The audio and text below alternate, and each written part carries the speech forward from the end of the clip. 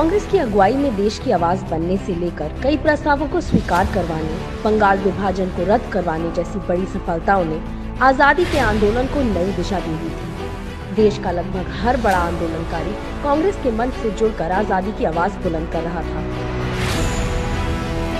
सफलता के इन्हीं मजबूत एवं महत्वपूर्ण कदमों के बीच 1912 का बांकीपुर अधिवेशन संपन्न हुआ।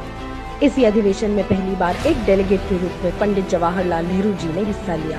1913 का कराची अधिवेशन भारत में सद्भाव और एकता के लिहाज से काफी महत्वपूर्ण साबित हुआ। बंगाल विभाजन की साजिश के बीच दोनों समुदाय ये समझ चुके थे कि देश का शत्रु एक ही है और वो ब्रिटिश हुकूमत है। उसकी लाठी और गोलियां धर्म देखकर किसी को नहीं छोड़ती हैं। इसी अधिवेशन में बकायदा सांप्रदायिक सद्भाव और साझी लड़ाई का एक प्रस्ताव पारित किया गया ताकि अंग्रेजों का विभाजनकारी एजेंडा सफल न हो सके।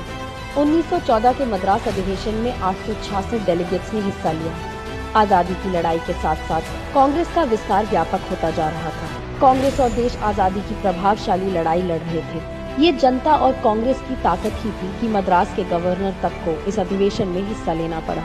ये भारतीय जन आंदोलन की मजबूती थी। एसपी सिन्हा की अध्यक्षता में 1915 का बॉम्बे अधिवेशन स्वतंत्रता संग्राम के लिहाज से बेहद महत्वपूर्ण साबित हुआ। इस अधिवेशन में कांग्रेस के संविधान में बदलाव किया गया और कांग्रेस की ताकत दुगनी हुई। भाग लेने वाले सदस्यों की संख्या बढ़कर 2259 हो गई और इससे आजादी के आंदोलन को गति मिली। हम देख सकते हैं कि आजादी के आंदोलन में कांग्रेस की मजबूती देश और जनता की ताकत बन रही थी।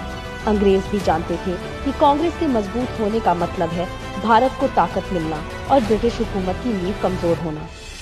और ब्रिटिश हुकूमत की इस नींव को खोखला करने के लिए इसी 1915 की कड़कड़ाती ठंड में आजादी का महानायक भारत भूमि पर आ चुका था और बहुत जल्द देश का भविष्य बदलने वाला। जय Hind. Write to us with your ideas and feedback at dharohar@imc.in.